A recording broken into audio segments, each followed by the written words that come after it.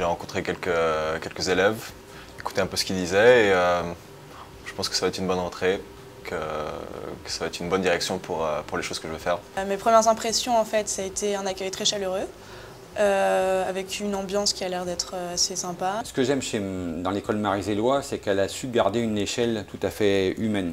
On connaît nos étudiants, on arrive à avoir suffisamment de temps pour les suivre et je pense que c'est malheureusement pas le cas de toutes les écoles.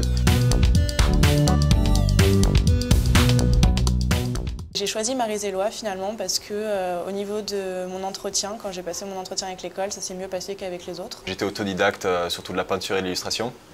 Donc je suis venu en France pour m'installer, pour faire une école et approfondir la technique, etc. Marie-Zélois avait les critères que je cherchais pour une école. L'atelier maquette est un gros plus pour l'école Marie-Zélois parce que les élèves peuvent arriver à formaliser leur objet qui donne une concrétisation réellement dans l'espace de leur création.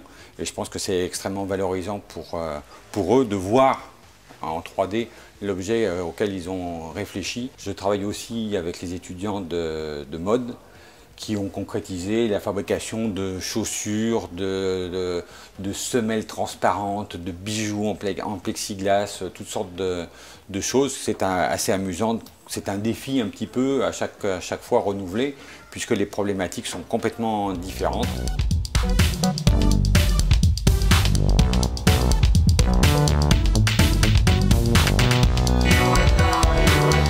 Mon projet professionnel, ce serait d'avoir un équilibre entre mes travaux personnels, qui est surtout la peinture et l'illustration, et de pouvoir en même temps faire un travail qui a à voir avec l'art, par exemple directeur artistique ou graphic designer. Ça serait au mieux directeur artistique, et après sinon bosser dans une boîte qui veut bien m'embaucher pour faire de la pub ou marketing.